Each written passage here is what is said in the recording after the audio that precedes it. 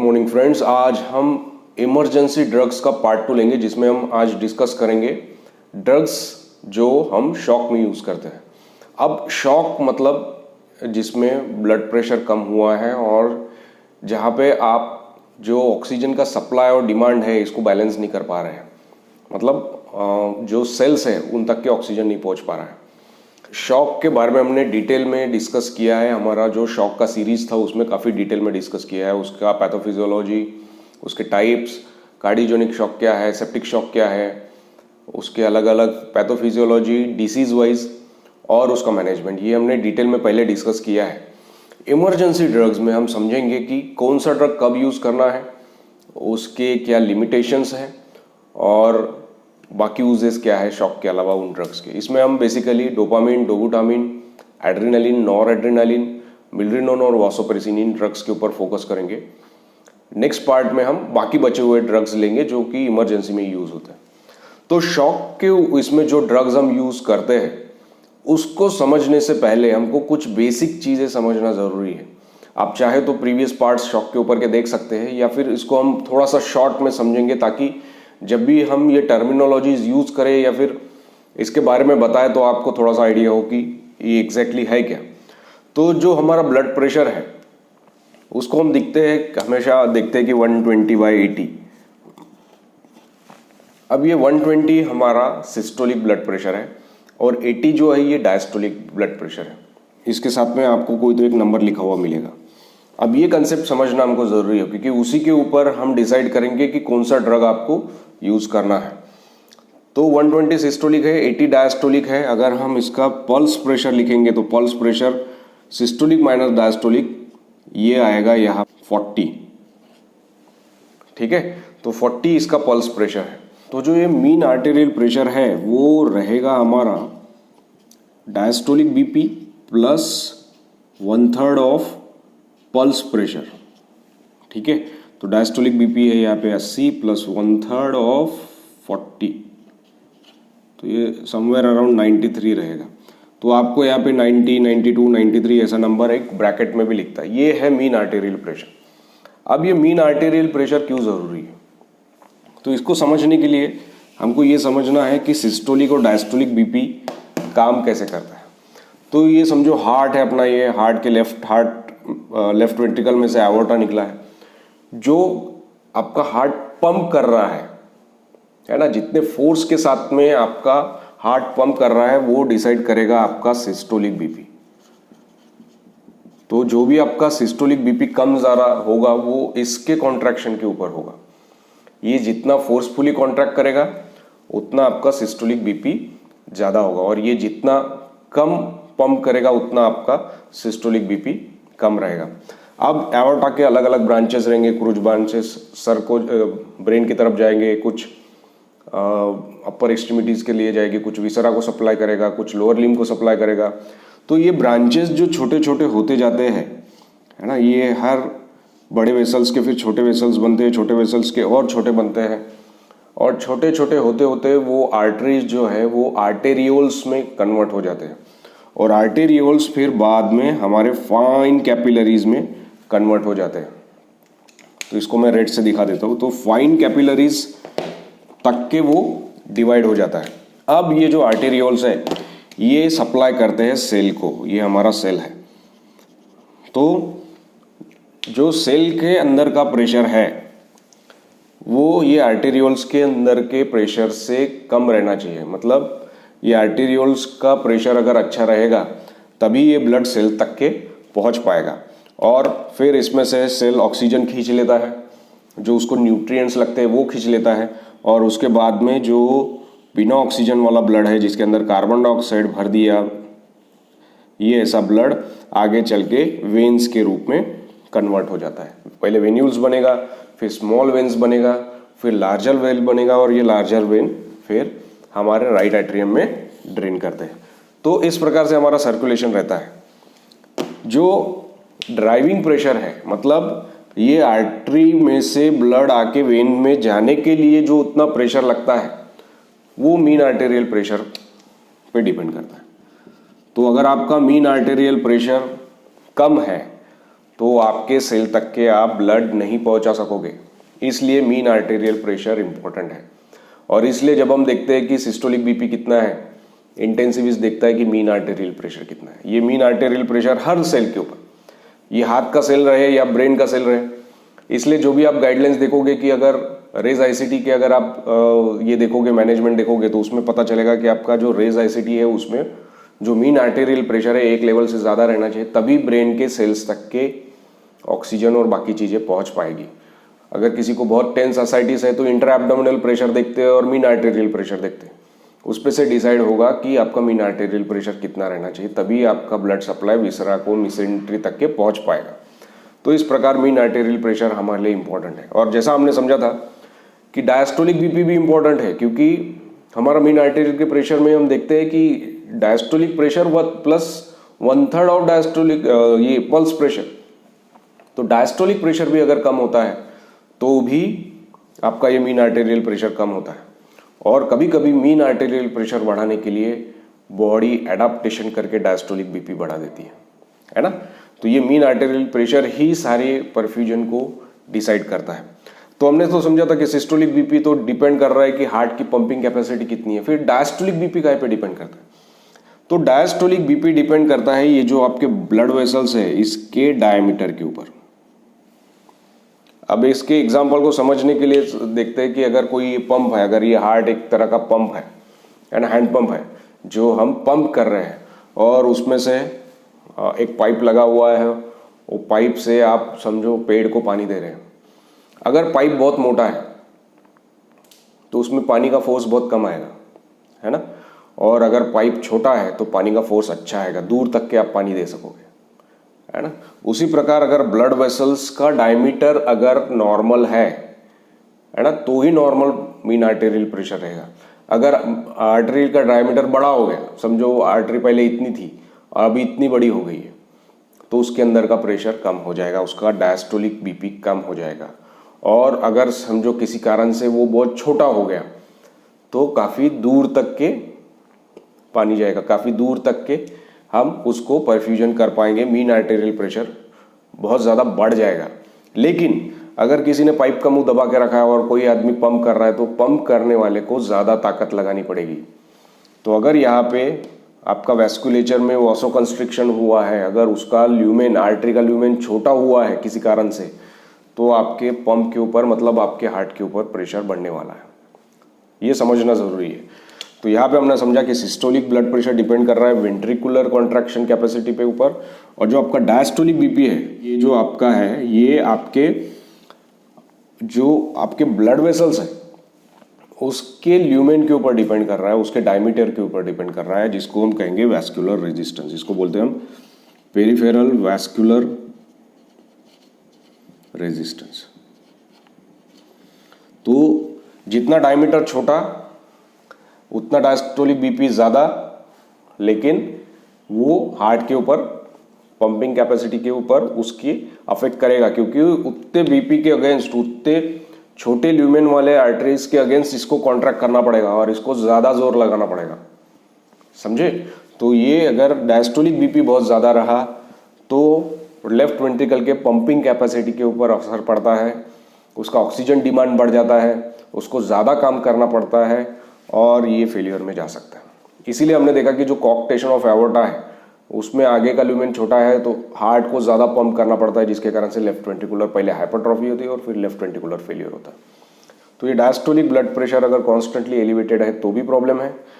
और septic shock में कुछ ऐसे मीडिएटर्स रिलीज होते हैं, हिस्टामिन है और बाकी की चीज़ें हैं, वो भी इन्फ्लेमेटरी मार्कर्स है, जिसके कारण से जो ल्यूमेन है वो डायलेट होने के कारण बढ़ जाता है, तो उसके कारण से आपका जो डायस्टोलिक बीपी है वो फॉल हो जाता है।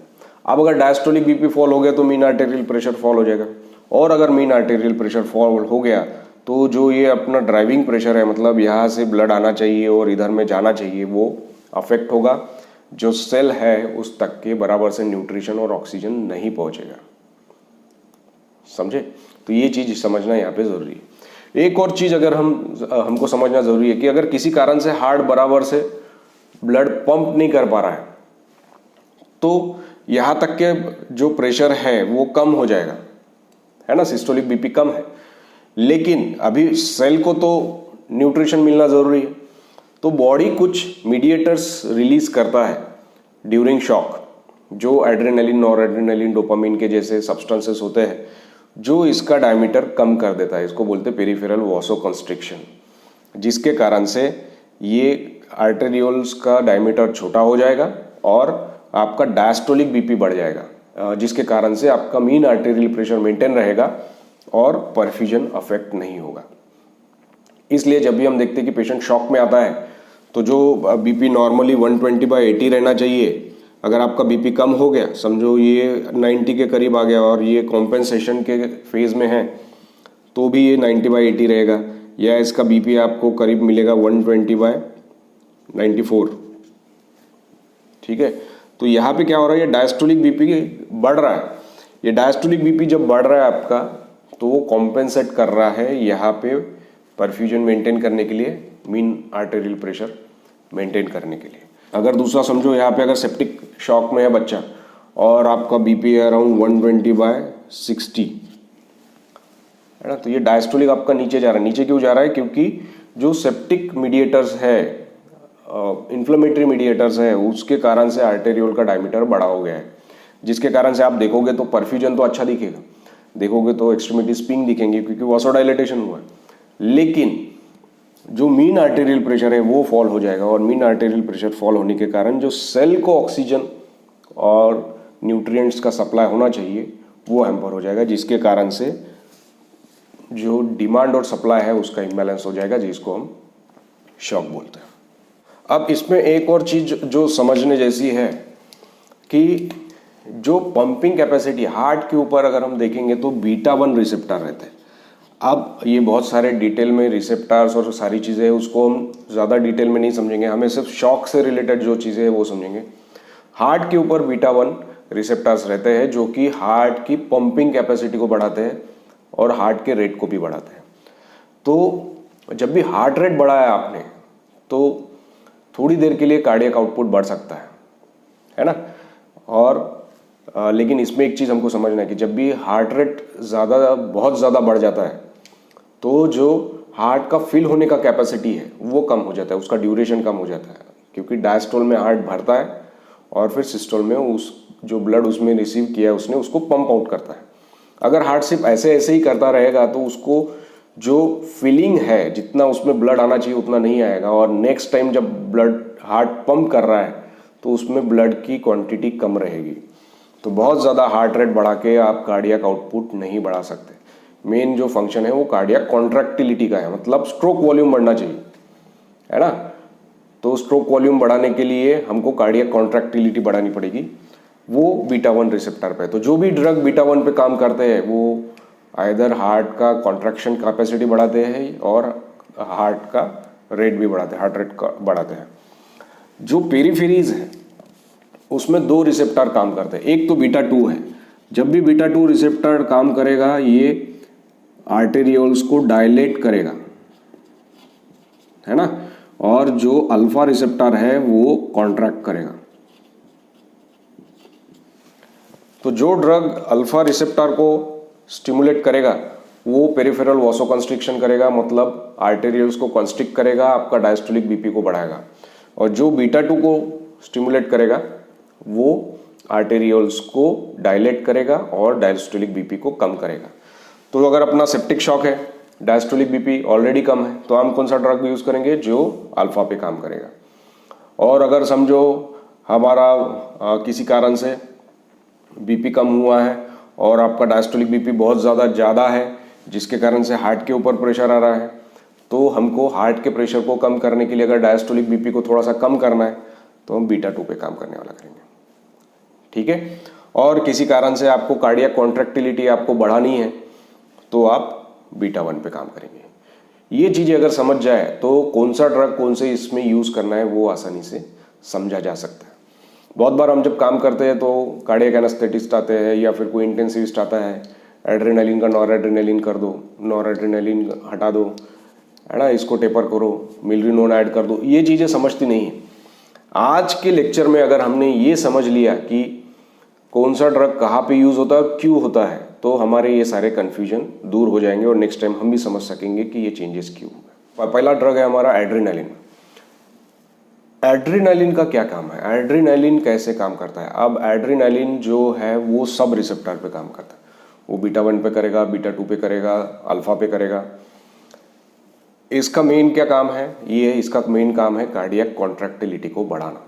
इसलिए जब भी पेशेंट असिस्टोल में चला जाता है या फिर हम देखते हैं कि पल्सलेस कार्डियक अरेस्ट में है ना, पल्सलेस अरिथमिया में है, तो ऐसे कंडीशन में हम क्या करते हैं, एड्रेनालिन देते हैं और सीपीआर देते हैं, क्योंकि एड्रेनालिन बीटा 1 रिसेप्टर पे काम करता है और कार्डियक कॉन्ट्रैक्टिलिटी को बढ़ाता है।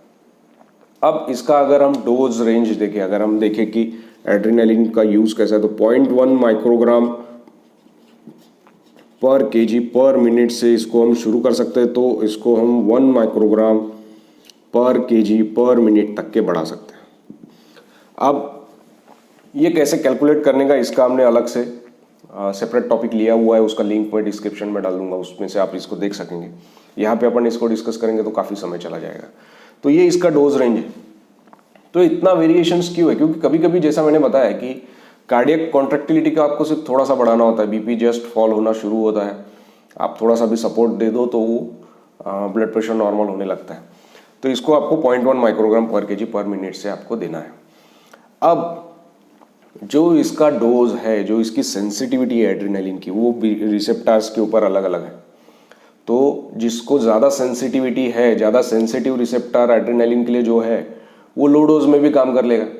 लेकिन अगर सेंसिटिविटी थोड़ी सी कम है तो आपको ज़्यादा डोज यूज़ करना पड़ेगा।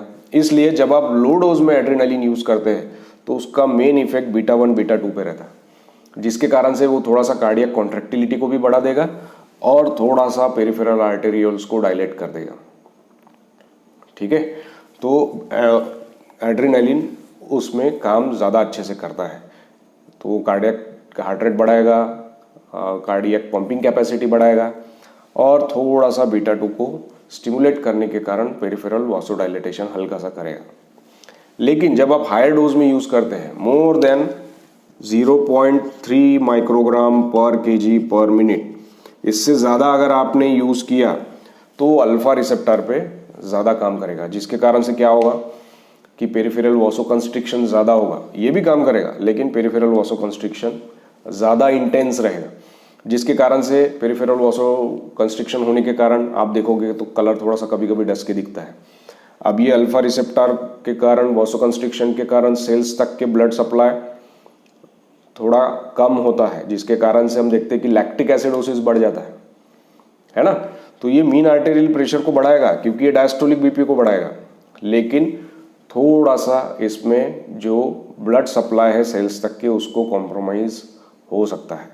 इसलिए बहुत ज़्यादा हाई डोज में एड्रेनालिन यूज़ करके मतलब नहीं रहता।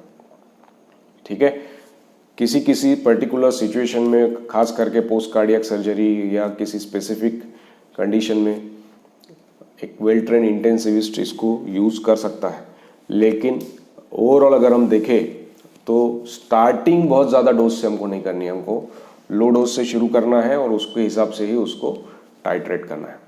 अब एड्रेनालिन का काम क्या दिख रहा है हमको कि ये सिस्टोलिक बीपी को भी बढ़ा रहा है और ये डायस्टोलिक बीपी को भी बढ़ा रहा है, इसलिए मीन आर्टेरियल प्रेशर बढ़ेगा, है ना। कभी कभी अगर ये बीटा 2 के ऊपर काम कर रहा है, अगर वेरी लो डोज में यूज़ कर रहे हैं तो शायद आपका सिस्टोलिक बीपी ज़्यादा बढ़ेगा, कार्डियक कॉन्ट्रैक्टिलिटी को ज़्यादा बढ़ाएगा। अब इसके साइड इफेक्ट क्या हो सकते हैं?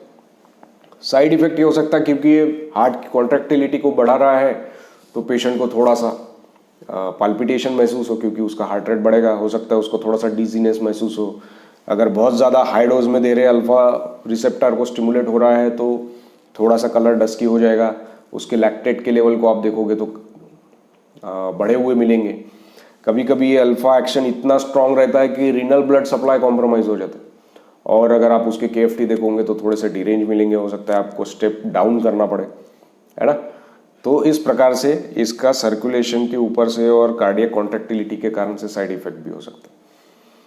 अब जो एड्रेनालिन है इसके यूजेस कहाँ पे? एक तो हमने समझा कि शॉक में है ना, दूसरा ये अस्थमा में भी काम में आता है, तीसरा हमने समझा था कि ये सीपीआर के टाइम पे हम सिस्टोल में देते हैं या फिर पल्सलेस कार्डियक अरिथमियाज में देते हैं। चौथा, ये एनाफाइलैक्सिस में यूज होता है। एनाफाइलैक्सिस क्या है? ये एक टाइप 1 हाइपर सेंसिटिविटी रिएक्शन है। कोई एक ड्रग को एलर्जिक है, समझो आपने वैक्सीन दे दिया और वैक्सीन को एलर्जिक रिएक्शंस आ गया, बहुत ज़्यादा हिस्टामिन रिलीज हो गया, जिसके कारण से सीवियर ब्रोंकोस्पाज्म हो गया, लिप्स पे एडिमा आ गया, लैरिंजियल एडिमा आ गया, और ऐसे कंडीशन में बीपी भी फॉल हो जाता है। तो आप उसको कैनुला नहीं लगा सकते, तो आपको उसे इंट्रामस्कुलर या सबक्यूटेनियस आपको एड्रेनालिन देना पड़ेगा।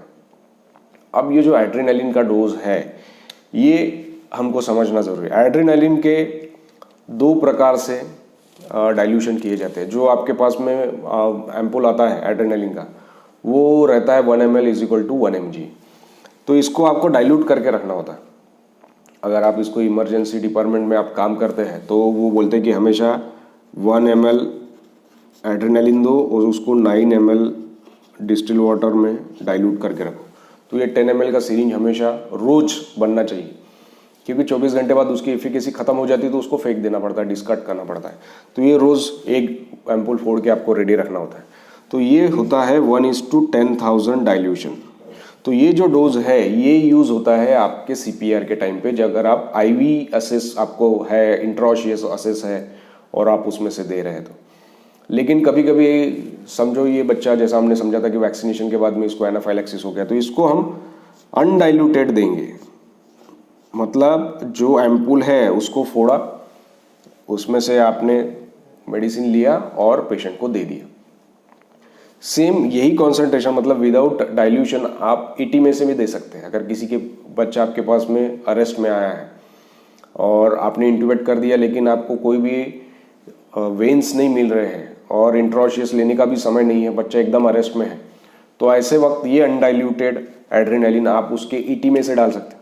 और ईटी में से डाल के अगर आप अंबू करोगे तो वो लंग्स में पहुंचेगा और लंग्स के जो सर्कुलेशन अगर है थोड़ा बहुत, तो उससे एब्जॉर्ब होके हार्ट को स्टिमुलेट करेगा। तो इसका डोज है 0.1 ml पर kg। तो अगर आप सीपीआर के लिए यूज कर रहे हो तो डाइल्यूशन ये करोगे, डोज ये रहेगा 0.1 ml पर kg। और अगर आप इंट्राट्रकियल यूज कर रहे हैं या आईएम यूज कर रहे हैं फॉर एनाफाइलैक्सिस और अरेस्ट, तो उसका डोज फिर से 0.1 ml पर kg ही रहेगा। लेकिन डाइल्यूशन यहाँ पे करना है, यहाँ पे नहीं करना है ना। सीपीआर वाले डोज में आपको डाइल्यूशन करना है। एंडोट्रकियल ट्यूब या इंट्रामस्कुलर सबक्यूटेनियस डोज है, उसमें आपको डाइल्यूशन नहीं करना है। अब एक बार आपने इसको ट्रीट कर दिया, आपने एनाफाइलैक्सिस के लिए एक शॉर्ट डेज दिया, थोड़ा सा सर्कुलेशन इंप्रूव हो गया, लेकिन बीपी मेंटेन करने के लिए आपको फिर से ड्रिप लगानी पड़ेगी। ड्रिप लगाने के लिए सेम डोज रहेगा। अब ये कैलकुलेट करने के लिए अपने को डाइल्यूटेड डोज यूज नहीं करना है। उस वक्त हम समझेंगे कि 1 ml is equal to 1 mg। इस कॉन्सेंट्रेशन को लेके ही कैसे ड्रिप बनानी है उसका हमने जो क्लास में समझा था, उसका लिंक मैं डिस्क्रिप्शन में दे दूंगा। तो एड्रेनालिन इस तरीके से समझना। इसके अलावा भी एड्रेनालिन बहुत बार यूज होता है, जैसे हमने देखा कि अस्थमा में सबक्यूटेनियस एक डोज दे सकते हैं, अगेन 0.1 ml पर kg अनडाइल्यूटेड। देन बहुत बार ऑक्यूलर सर्जरीज में वो यूज करते हैं मीड्रियासिस करने के लिए, है ना, ताकि पुतली फैल जाए और उसमें हम सर्जरीज कर सकें। इसके अलावा जो लिग्नोकेन के साथ में आपने देखा होगा कि एड्रेनालिन रहता है ताकि उसका इफेक्ट ज़्यादा देर तक के रहे। तो ये अलग अलग यूजेस है एड्रेनालिन के। इमरजेंसी ड्रग है, सबको पता होना चाहिए। अगर आप कोई भी प्रोसीजर्स करते हैं या फिर कोई भी ऐसी चीज़ें करते हैं जहाँ पे एनाफाइलैक्सिस आ सकता है, तो उनको एड्रेनालिन रेडी रखना चाहिए। ठीक है। इसके साइड इफेक्ट में एक और चीज़ है कि जब भी आप एंड सर्कुलेशंस के लिए प्रोसीजर्स करें, फॉर एग्जांपल अगर मेरे को यहाँ पे स्टिचेस लेने हैं और मेरे को यहाँ पे अगर रिंग एनेस्थेसिया देना है, तो मैं बिना एड्रेनालिन वाला लिग्नोकेन यूज़ करूँगा, क्योंकि अगर यहाँ पे वासोकंस्ट्रिक्शन हो गया तो आगे का ब्लड सप्लाई पूरा हैम्पर हो जाएगा। ठीक है। तो एड्रेनालिन आपको बहुत कॉशियसली यूज़ कर रहा है। जहाँ पे एंड आर्टरी सप्लाई करती है वहाँ पे आपको एड्रेनालिन यूज़ नहीं करना है।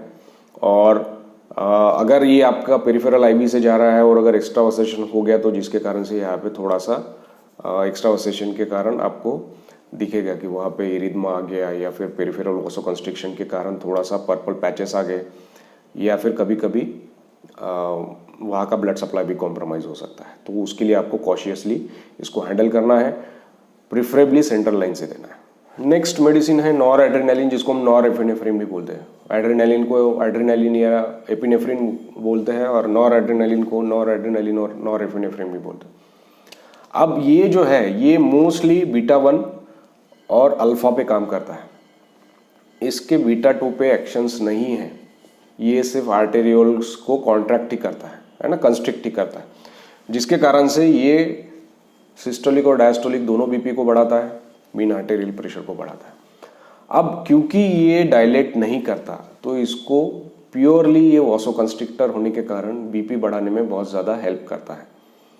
तो इसका प्राइमरी इंडिकेशन ही ये है, जब आपने फ्लूइड दे दिया और फ्लूइड देने के बाद भी ब्लड प्रेशर आपका ऊपर नहीं आ रहा है तो आपको नॉर एड्रेनालिन कंसिडर करना चाहिए, जिसको हम बोलते हैं कि फ्लूइड रिफ्रैक्टरी शॉक। ये क्या है, वो शॉक के इसमें आप समझ सकते हैं टॉपिक में अपने। तो ये फ्लूइड रिफ्रैक्टरी शॉक में ड्रग ऑफ चॉइस है। अब ये नॉर एड्रेनालिन जैसे मैंने बोला कि बीटा 2 पे काम नहीं करता, इसलिए जब भी आपको थोड़ा सा बीटा 2 एक्शन चाहिए, जैसे फॉर एग्जांपल अगर आपका कार्डियोजेनिक शॉक है तो उसमें आप चाहते हैं कि हार्ट की कॉन्ट्रैक्टिलिटी तो बढ़े लेकिन पेरिफेरल वासोडाइलेटेशन भी थोड़ा सा हो, ताकि हार्ट के पंपिंग करते वक्त उसके ऊपर प्रेशर ना आए, उसका आफ्टर लोड कम हो जाए। वो आपको यहाँ पे नहीं मिलेगा, इसलिए नॉर एड्रेनालिन कभी भी कार्डियोजेनिक शॉक में यूज़ नहीं होता। दूसरा, ये जो नॉर एपिनेफ्रिन है ये हर तरफ के वैस्कुलर सर्कुलेशन को कॉम्प्रोमाइज करता है, उसको कंस्ट्रिक्ट करता है, जिसके कारण से जो पल्मोनरी प्रेशर्स है वो भी बढ़ते हैं। तो अगर सीवियर पीपीएच है तो भी आपको नॉर एड्रेनालिन यूज़ नहीं करना है, क्योंकि वो आपके पल्मोनरी प्रेशर्स को और बढ़ा देगा। तो ये दो जगह है जहाँ पे आपको नॉर एड्रेनालिन यूज़ नहीं करना है, एक तो कार्डियोजेनिक शॉक है, दूसरा आपका अगर सीवियर पल्मोनरी हाइपरटेंशन है तो। तीसरा, अगर समझो डिहाइड्रेशन है, आपका आईवीसी कोलैप्स है ऑलरेडी, इसके कारण से डिहाइड्रेशन के कारण ब्लड पहुंच नहीं पा रहा है और आपने और वासोकंस्ट्रिक्ट कर दिया तो और ब्लड नहीं पहुंचेगा। तो जब भी नॉर एड्रेनालिन यूज करते तो सबसे पहले एश्योर कीजिए कि उसका इंट्रावेस्कुलर वॉल्यूम एडिक्वेट है, अदरवाइज ये इस्चीमिया को प्रेसिपिटेट करेगा। तीसरा, अगर यहाँ पे ऑलरेडी थ्रोम्बोसिस फॉर्म हो रहा है, सर्कुलेशन ऑलरेडी कॉम्प्रोमाइज, आपने और वासोकंस्ट्रिक्शन कर दिया तो थ्रोम्बोसिस और बढ़ेगा। तो थ्रोम्बोसिस में भी नॉर एड्रेनालिन को यूज़ नहीं करना है।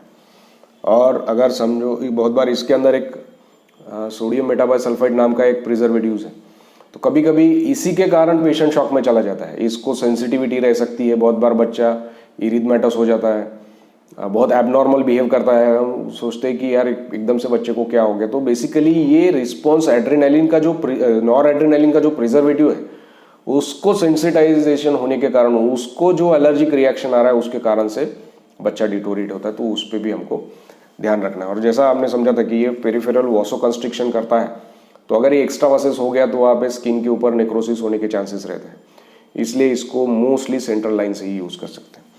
इसका डोज अगर हम देखें तो अगर ये बहुत वैरिड है, 1 माइक्रोग्राम पर केजी पर मिनट से लेके इसको 2 माइक्रोग्राम पर केजी पर मिनट तक के आपको डोज रेंज दिया हुआ है। तो स्टार्टिंग हम लो डोज से करते हैं। अगेन डोज कैसे कैलकुलेट करना है इसका लिंक मैं डिस्क्रिप्शन में दे दूंगा, उसका अलग से हमने टॉपिक ऑलरेडी डिस्कस किया हुआ है। तो पहले हम लो डोज से लेते हैं, टाइट्रेट करते हैं, धीरे धीरे धीरे धीरे बढ़ाते हैं और आगे चल के हम देखते हैं कि जिस डोज पे हमको बीपी मीन आर्टेरियल प्रेशर अच्छा रहे, हमारे यूरिन आउटपुट बढ़ जाए, है ना, रिवर्सल ऑफ शॉक के फीचर्स आ जाए, वहाँ पे आपको रुक जाना है। बहुत ज़्यादा डोज देंगे तो बहुत ज़्यादा पेरिफेरल वासोकंस्ट्रिक्शन होगा, हार्ट के ऊपर भी प्रेशर बढ़ेगा और जो हम सेलुलर सर्कुलेशन अचीव करना चाहते हैं वो भी अचीव नहीं कर पाएंगे। दूसरा, अगर आप नॉर एड्रेनालिन यूज़ कर रहे हैं तो डेक्सट्रोज कंटेनिंग सॉल्यूशन को यूज़ कीजिए, उसको डाइल्यूट करने के लिए, उसकी ड्रिप्स बनाने के लिए। प्लेन नॉर्मल सलाइन को अवॉइड कीजिए, क्योंकि वो रिकमेंडेशन में आपने देखे तो स्पेसिफिकली मेंशन रहता है कि use dextrose solution for infusion.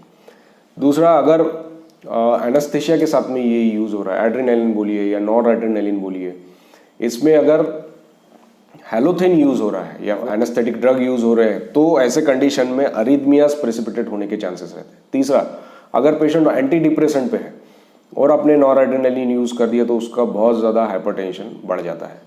तो जब भी आप एनेस्थेटिक ड्रग यूज़ कर रहे हैं, पेशेंट एंटी डिप्रेसेंट पे, अल्फा ब्लॉकर या बीटा ब्लॉकर पे है, तो एड्रेनालिन नॉन एड्रेनालिन यूज़ करते वक्त आपको कॉशन लेना है। अदरवाइज आइदर पेशेंट हाइपोटेंशन में चला जाएगा या फिर बहुत ज़्यादा हाइपरटेंशन में जाएगा और अगर उसको एंटी डिप्रेसेंट है तो प्रोलॉन्ग हाइपरटेंशन रहेगा। अगर आप एनास्थेटिक ड्रग के साथ में यूज़ कर रहे हैं तो उसमें अरिथमियास के चांसेस रहते हैं। तो ये चीज़ों का हमेशा ख्याल रखना है जब भी आप एड्रेनालिन या नॉन एड्रेनालिन को यूज़ कर रहे हैं।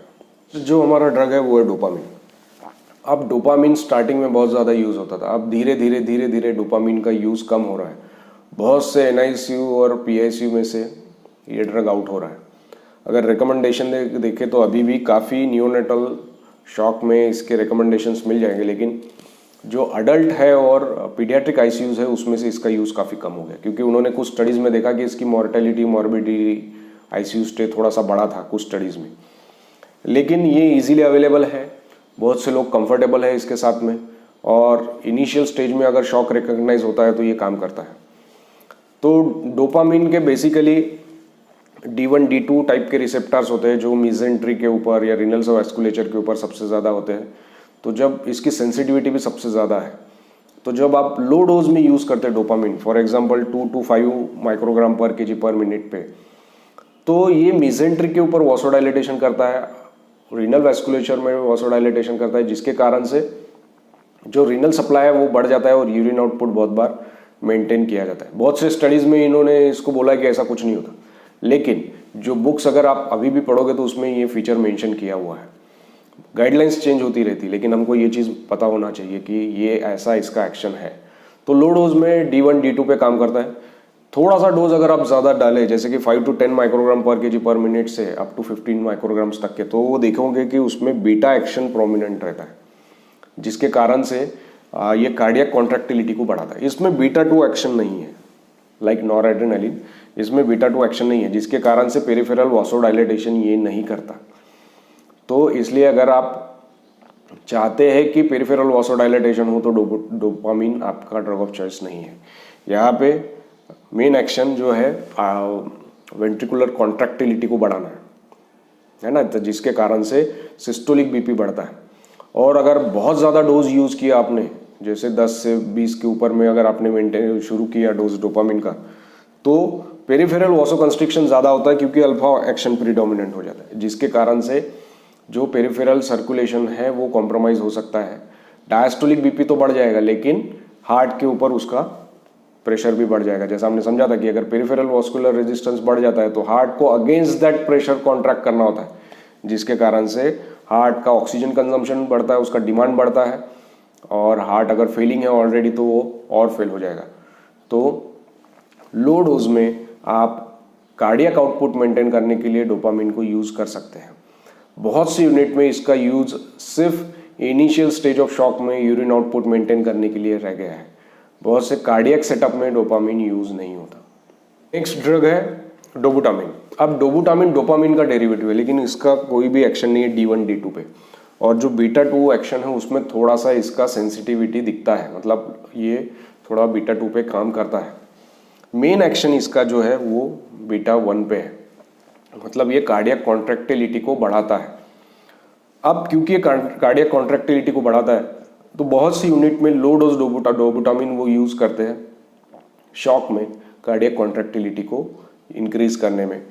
ये टेम्पररीली कभी कभी काम करता है। अगर हम देखते हैं कि कोई कार्डियोजेनिक शॉक का पेशेंट आता है, या फिर हमने देखा कि VSD है, ASD है, या फिर कार्डियोमायोपैथी है, जिसमें हमने देखा कि जो कॉन्ट्रैक्टिलिटी है हार्ट की वो अफेक्ट हुई है, उसमें आप डोबुटामिन को यूज़ कर सकते हैं अंटिल आपका डेफिनेटिव थेरेपी अवेलेबल हो जाता है।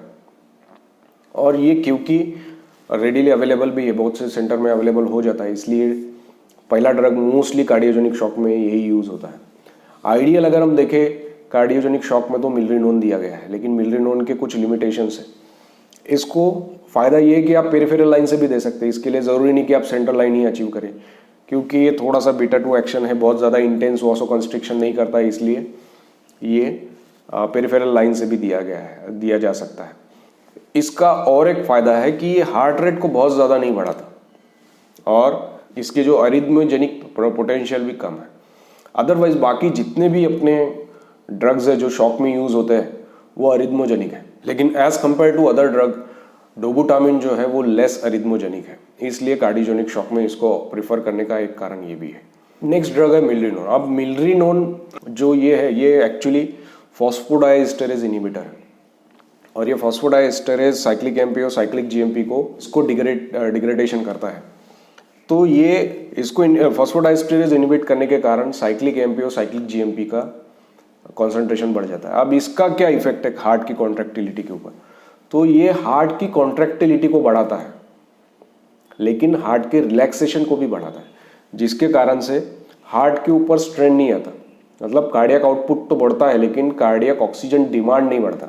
दूसरा, ये पेरिफेरल वासोडाइलेटेशन करता है, जिसके कारण से हार्ट के ऊपर का आफ्टर लोड भी कम होता है। तो मतलब कार्डियक कॉन्ट्रैक्टिलिटी भी बढ़ रही है, और जो आफ्टर लोड है पेरिफेरल वासोकंस्ट्रिक्शन के कारण उसको भी कम कर रहा है। तो एकदम आइडियल सिचुएशन बनाता है कार्डियोजेनिक शॉक के लिए। इसलिए कार्डियोजेनिक शॉक में मिलरिनोन को एडवाइस किया जाता है। अब मिलरिनोन का जो एक्शन है, इसके कारण से इसका हार्ट रेट भी नहीं बढ़ता, और हार्ट रेट नहीं बढ़ने के कारण ऑक्सीजन का डिमांड भी नहीं बढ़ता। तो इस तरह से मिलरिनोन हम देखें तो कार्डियक आउटपुट बढ़ा रहा है, उसका कार्डियक रिलैक्सेशन बढ़ा रहा है, और पेरिफेरल वासोडाइलेटेशन करके कार्डियक का आफ्टर लोड भी कम कर रहा है, जिसके कारण से ये कार्डियोजेनिक शॉक में यूज होता है। तो ऐसा है क्या किसी भी कार्डियोजेनिक शॉक के पेशेंट को मिलरिनोन लगा दो एकदम से ठीक हो जाएगा? नहीं, इसके कुछ लिमिटेशंस है। इसका अगर हम डोज देखें तो 0.25 टू 0.75 माइक्रोग्राम पर केजी पर मिनट, ये इसका डोज है। अब बहुत से यूनिट में पहले लोडिंग भी देते, 50 माइक्रोग्राम पर केजी से पहले लोडिंग देते, उसके बाद में मेंटेनेंस शुरू कर सकते। बहुत सी यूनिट में लोडिंग डोज नहीं देते। ये बहुत फेवरेट ड्रग है, जो भी कार्डियक सर्जरीज के बाद में पेशेंट आता है तो कार्डियक एनेस्थेटिस्ट ये ड्रग पे पेशेंट को रखते ही रखते हैं। अब ये इसलिए क्योंकि कार्डियक कॉन्ट्रैक्टिलिटी को बढ़ा रहा है, पेरिफेरल वासोडाइलेटेशन कर रहा है, कार्डियक के ऊपर स्ट्रेन भी नहीं ला रहा, उसका ऑक्सीजन डिमांड भी नहीं बढ़ा रहा। तो इसलिए मोस्टली पोस्ट कार्डियक सर्जरी जो भी पेशेंट आईसीयू में आता है वो मिलरिनोन के साथ ही आता है। लेकिन इसके कुछ हमको लिमिटेशन समझने हैं। एक, अगर रिनल शटडाउन है तो ये कॉन्ट्राइंडिकेटेड है, इसको आपको यूज़ नहीं करना है या बहुत कॉशियसली यूज़ करना है, लोअर डोजेस में यूज़ करना है, और इसके साइड इफ़ेक्ट्स बहुत ज़्यादा रह सकते हैं। दूसरा, ये कार्डियक अरिथमियाज कर सकता है, जो इसको आइडियल ड्रग होने से रोकता है। इसके कारण कार्डियक अरिथमियाज हो सकते हैं, बहुत बार कार्डियक अरेस्ट भी हो सकते हैं। तो ये यूज़ करते वक्त कॉशियसली आपको यूज़ करना पड़ता है। इसके अलावा इसको अगर हम देखेंगे तो ये प्लेटलेट के फंक्शंस को बहुत बार कम कर देता है, जिसके कारण से प्लेटलेट एग्रीगेशंस में प्रॉब्लम हो सकते हैं, और जिसके कारण ये ब्लीडिंग को थोड़ा सा बढ़ा सकता है। लेकिन अगर साइड बाय साइड अगर इस्चेमिक हार्ट डिसीज़ है तो उसमें ये थोड़ा सा हेल्प भी करेगा। इसके अलावा हमको एक चीज़ और समझनी है कि ये जो मिलरिनोन है ये पल्मोनरी वैस्कुलर रेजिस्टेंस को भी कम करता है, जिसके कारण से बहुत बार अगर पल्मोनरी हाइपरटेंशन है, पीपीएचएन में भी हमने देखा था कि मिलरिनोन है, तो मिलरिनोन का काम पल्मोनरी प्रेशर्स कम करने में भी दिया गया है। लेकिन अगर समझो बहुत ही सीवियर पल्मोनरी हाइपरटेंशन है, बहुत ही सीवियर कार्डियक फेलियर है, तो आपका मिलरिनोन काम नहीं करेगा। ऐसे कंडीशन में ये वर्सन कर सकता है सिचुएशन को। तो initial cardiogenic shock, initial pulmonary hypertension, इसमें मिलरिनोन आपका काम करेगा।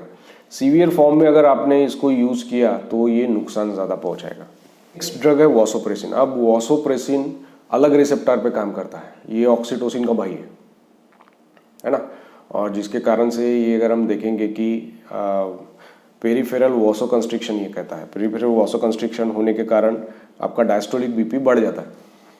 तो जहाँ पे भी अनकंट्रोल्ड पेरिफेरल वासोडाइलेटेशन है उसमें अगर आपका सब पहले ड्रग ऑफ चॉइस रहेगा नॉर एड्रेनालिन। अगर नॉर एड्रेनालिन काम नहीं कर रहा तो आपका ये एड ऑन करके काम कर सकता है, जिसमें आप वासोप्रेसिन को यूज़ कर सकते हैं, जिसके डायस्टोलिक के ब्लड प्रेशर को बढ़ाने के लिए, क्योंकि ये पेरिफेरल वासोकंस्ट्रिक्शन करता है। अब इसका सबसे इंटेंस एक्शन जो रहता है वो मेसेंट्रिक और जो रीनल वैस्कुलेचर है उस पर रहता है। इसलिए हमेशा आपको लो डोज से शुरू करना चाहिए। डोज है 0.0002 टू 0.002। तो आपको लो डोज से शुरू करना है। उसके ऊपर देखना है कि पेशेंट परफ्यूजन मेंटेन कर रहा है, कि बीपी ऊपर आ रहा है कि नहीं आया, तो धीरे धीरे आपको डोज को एक्सकेलेट करना है। अब ये करते वक्त आपको यूरिन आउटपुट को मॉनिटर करना है, क्योंकि जैसा मैंने बोला कि इसका सबसे इंटेंस एक्शन आपको दिखेगा रीनल वैस्कुलेचर पे। तो बहुत बार रीनल वैस्कुलेचर कॉन्ट्रैक्ट होने के कारण रीनल शटडाउन में पेशेंट जाने के चांसेस रहते हैं। इसको बहुत कॉशियसली यूज़ करना है। जैसे ही हमारा पर्पस सॉल्व हो जाए, बीपी मेंटेन करने लगे, इसको धीरे धीरे आपको टेपर कर लेना चाहिए। तो ये प्योरली वासोकंस्ट्रिक्टर है, इसका कार्डियक के ऊपर कोई एक्शन नहीं है। तो अगर आपका सिस्टोलिक बीपी कम है तो वासोप्रेसिन डाल के मतलब नहीं है। अगर आपका डायस्टोलिक बीपी बहुत अनकंट्रोल्ड कम है और सिस्टोलिक मेंटेन कर रहा है, उसी टाइम पे आपने वासोप्रेसिन के बारे में कंसिडर करना चाहिए। तो कौन से कंडीशन है जिसमें ऐसा हो सकता है? एक तो हमने समझा था कि सेप्टिक शॉक है, जिसमें कुछ वासोडाइलेटर्स रिलीज हो गए, जिसके कारण से आपका अनकंट्रोल्ड पेरिफेरल वासोडाइलेटेशन हुआ है। या फिर किसी को स्पाइनल इंजरी होगी, जिसके कारण से नीचे का पूरा ऑटोनॉमिक नर्वस टोन चला गया आपका और वेसल्स डायलेट हो गए। या फिर रेयरली एनाफाइलैक्सिस में अगर आपको रिफ्रैक्टरी एड्रेनालिन को हेल्प रिस्पॉन्ड नहीं कर रहा है, नॉरएड्रेनालिन के बाद भी बीपी ऊपर नहीं आ रहा है, तो उस कंडीशन में आप ये वासोप्रेसिन को कंसिडर कर सकते हैं। पर मोस्ट ऑफ द टाइम ये इंडिकेशन अगर हम देखें तो वो सेप्टिक शॉक में है। कार्डियोजेनिक शॉक में इसको यूज करेंगे क्या? नहीं। कार्डियोजेनिक शॉक में वासोप्रेसिन डालने से पेरिफेरल वासोकंस्ट्रिक्शन होगा और हार्ट के ऊपर प्रेशर बढ़ेगा। एकदम रेयर सिचुएशन में, डायहार्ड सिचुएशन में एक आध बार कोई कार्डियोजेनिक शॉक में पेशेंट को यूज होता होगा, otherwise this will deteriorate cardiac functions, है ना, क्योंकि आफ्टर लोड बढ़ रहा है इसके कारण से। तो वासोप्रेसिन मोस्टली कार्डियोजेनिक शॉक में यूज नहीं होता। कुछ टर्मिनोलॉजीज है जो बहुत बार यूज होती है। फॉर एग्जाम्पल आइनोट्रॉप्स यूज होता है एक बार। दूसरा एक टर्मिनल होता है वासोप्रेसर्स, ये क्या चीज है। तीसरा होता है आइनोडाइलेटर, तो ये क्या चीज है? आइनोट्रॉप्स मीन्स वो मेडिकेशंस जो कार्डियक कॉन्ट्रैक्टिलिटी को बढ़ाते हैं। आइनोट्रॉप में हम देखेंगे कि डोबुटामिन है, मिलरिनोन है, कुछ हद तक एड्रेनालिन और डोपामिन है, ये आइनोट्रॉप्स का काम करते हैं। अब वासोप्रेसर क्या है? वासोप्रेसर्स मीन्स, वासो मीन्स वेसल्स और प्रेसर्स मीन्स कॉन्ट्रैक्ट करने वाले, वेसल्स को कॉन्ट्रैक्ट करने वाले। तो इसमें हमने समझा था कि नॉर एड्रेनालिन है वासोप्रेसर हमारा, वासोप्रेसिन है, उसका नाम ही वासोप्रेसिन है। तो ये वासोप्रेसर्स है। और कुछ हद तक हाई डोजेस में हमारे डोपामिन भी वासोप्रेसर और एड्रेनालिन भी वासोप्रेसर का काम करते हैं। आयनोडाइलेटर क्या है? आयनोडाइलेटर मतलब इधर आयनो है, मतलब कार्डियक कॉन्ट्रैक्टिलिटी को बढ़ा रहे हैं, और पीछे में डायलेटर है, मतलब पेरिफेरल वासोडाइलेटेशन कर रहे हैं। तो आयनोडाइलेटर में हम देखेंगे कि मिलरिनोन है। एक और है लिवासोमेंडान करके, पर वो बहुत फ्रिक्वेंटली यूज नहीं होता है। तो आयनोडाइलेटर अगर बोलते हैं तो मिलरिनोन होंगे। अगर कोई हार्ट की कॉन्ट्रैक्टिलिटी को बढ़ाने के साथ साथ उसका हार्ट रेट बढ़ाता है, हार्ट रेट को क्रोनोट्रॉपिक इफेक्ट बोलते हैं। अगर हार्ट रेट कोई ड्रग बढ़ाता है तो उसको क्रोनोट्रॉपिक इफेक्ट ऑफ हार्ट ऐसा बोलते हैं।